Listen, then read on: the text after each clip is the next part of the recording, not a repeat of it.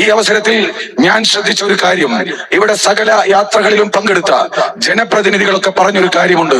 അതുപോലെ ഈ ഇവിടുത്തെ മതസൗഹാർദ്ദത്തിന് സമസ്ത കേരള ജമിയത്തുൽ ഉലമ നൽകിയ ആ സംഭാവന, അതിനെ സംബന്ധിച്ച് എല്ലാവരും വാചാലരായി. വേറെ ചില ആളുകൾ ഇവിടുത്തെ ഉലമ ഉമറ ബന്ധത്തെ സംബന്ധിച്ച് വാചാലരായി. അതുകൊണ്ടാണ് ഈ നേട്ടങ്ങളൊക്കെ ഉണ്ടായത്, ഈ മഹത്വങ്ങളൊക്കെ ഉണ്ടായത്. അതുകൊണ്ട് അത് നിലനിർത്തണമെന്ന് വളരെ വാചാലരായി.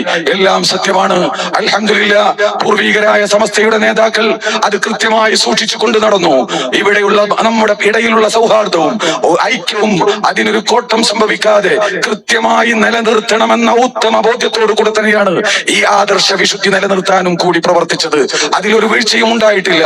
കാരണം അവര് പരസ്പര ബഹുമാനത്തോടു കൂടെയായിരുന്നു പ്രവർത്തിച്ചത്.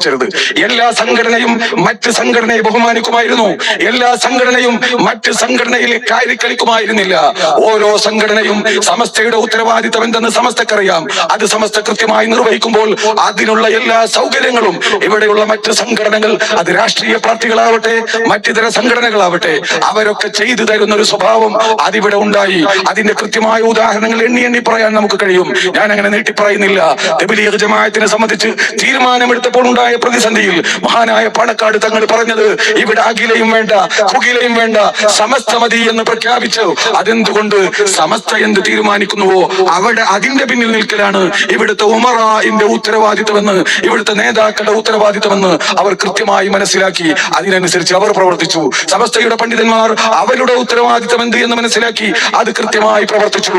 അതുകൊണ്ട് തന്നെ ആ ഒരു ബന്ധം തുടർന്നുവെന്നു. ഇന്നും അങ്ങനെ തന്നെ പോകണമെന്ന് പൂർണ്ണമായി നമ്മളൊക്കെ ആഗ്രഹിക്കുകയും അതിനു വേണ്ടി ഒരുപാട് വിട്ടുവീഴ്ചയും പലപ്പോഴും മറ്റുള്ളവർ ഇതൊരു കീഴടങ്ങലാണോ എന്ന് തോന്നുന്ന വിധത്തിൽ പോലും എത്തിയിട്ടും ഈ ഐക്യവും ഭദ്രതയും നിലനിൽക്കണമെന്ന് ആഗ്രഹിച്ചുകൊണ്ട് പല വിട്ടുവീഴ്ചയും ചെയ്തു. അത് ഇനിയും തുടരണം. അതിന് വേണ്ടതെന്താണെന്ന് പറഞ്ഞാൽ, വേണ്ടതെന്താണെന്ന് ചോദിച്ചാൽ രണ്ട് കാര്യമാണ് എനിക്ക് പറയാനുള്ളത്. സമസ്ത കേരള ജമിയത്തുൽ ഉലമ എന്തൊരു തീരുമാനമെടുക്കുമ്പോഴും അത് വളരെ ആലോചിച്ച് അത്യാവശ്യമാണെന്ന് ബോധ്യപ്പെട്ട് അള്ളാഹുവിനെ സാക്ഷി നിർത്തിയിട്ടല്ലാതെ ഒരു തീരുമാനവും ഇന്ന് വരെ എടുത്തിട്ടില്ല. അത് എടുത്തു കഴിഞ്ഞാൽ അതിന്റെ ഒപ്പം നിൽക്കുക മാത്രമല്ല, പ്രത്യേകിച്ച് സമസ്തയുടെ സ്ഥാനങ്ങളിൽ ഇരിക്കുന്നവർ അതിനെ അപമാനിക്കുന്ന വിധത്തിൽ ആ തീരുമാനങ്ങൾക്കെതിരിൽ പ്രവർത്തിക്കാതിരിക്കുക. എങ്കിൽ ഉലമ ഉമറ ബന്ധം ശക്തമായി നിലനിൽക്കും. രണ്ടാമതായി പറയാനുള്ളത്, രാഷ്ട്രീയക്കാരും ഇവിടുത്തെ ജനപ്രതിനിധികളെയും അത്തരം കാര്യങ്ങൾ നോക്കാനാണ് നാം തെരഞ്ഞെടുത്തേക്കുന്നത്. അവര് ഈ മഹാനായ സയ്യിദുൽ ഉലമയെയും ബഹുമാനപ്പെട്ട MT ഉസ്താദിനെയും അതുപോലെയുള്ള വലിയ വലിയ പണ്ഡിതന്മാരെ തൗഹീദ് പഠിപ്പിക്കാൻ വരരുത് എന്നുകൂടിയാണ് എനിക്ക് പറയാനുള്ളത്. തൗഹീദ് എന്താണെന്ന് നിങ്ങളെക്കാളൊക്കെ കൂടുതൽ പഠിച്ചവരാണ് ഞങ്ങളൊക്കെ. അതുകൊണ്ട് ഇത്തരത്തിലുള്ള പ്രവർത്തനങ്ങളൊക്കെ നിർത്തിവെച്ചുകൊണ്ട് മുൻകാലത്തുണ്ടായിരുന്ന ആ പരസ്പര ബഹുമാനം നിലനിർത്തുകയല്ലാതെ മറ്റു മാർഗങ്ങളില്ല എന്ന് ഈ അവസരത്തിൽ ഞാൻ ഓർമ്മപ്പെടുത്തുകയാണ്. അതുകൊണ്ട് പല വിട്ടുവീഴ്ചകളും ചെയ്തുകൊണ്ടാണ് പലപ്പോഴും പല വിധത്തിൽ വിഷമിക്കേണ്ടി വന്നിട്ടുണ്ട് ബഹുമാനപ്പെട്ട നേതാക്കൾക്ക്. എന്നാലും ഈ ഉമ്മത്തിന്റെ കെട്ടുറപ്പ് നശിക്കരുത്, തകരരുത് എന്നാലോചിച്ചുകൊണ്ട് വിട്ടുവീഴ്ച ചെയ്തുകൊണ്ട് സമസ്ത കേരള ജമിയത്തുൽ ഉലമ ഭൂമിയോളം ക്ഷണിക്കുമ്പോൾ അത് എന്റെ പ്രിയപ്പെട്ട പ്രവർത്തകർ പലപ്പോഴും അതിൽ വേദനിക്കുമ്പോഴും അത് നമ്മുടെ ഉത്തരവാദിത്തമാണെന്ന് മനസ്സിലാക്കിക്കൊണ്ടാണ്.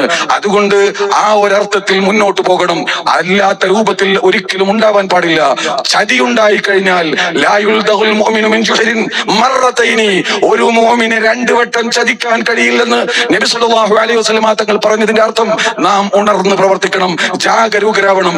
അതാണ് ബഹുമാനപ്പെട്ട തങ്ങൾ ഉസ്താദിന്റെ ആ തുടങ്ങിവെച്ച കന്യാകുമാരിയിൽ നിന്ന് തുടങ്ങിവെച്ച സന്ദേശയാത്രയിലൂടെ തെളിഞ്ഞത്. ഉമ്മത്ത് ജാഗരൂകരാണ്, യുവാക്കൾ ജാഗരൂകരാണ്, സുന്നത്ത് ജമാഅത്തിന്റെ പ്രവർത്തകർ ഉണർന്നിരിക്കുന്നു. ഇനിയും ചതിക്കാൻ സാധ്യമല്ലെന്ന് പ്രഖ്യാപിച്ചിരിക്കുകയാണ്. അള്ളാഹു നിലനിർത്താൻ നമുക്ക് തൗഫീഖ് ചെയ്യുമാറാവട്ടെ. അസ്സലാമു അലൈക്കും വറഹ്മത്തുള്ളാഹി.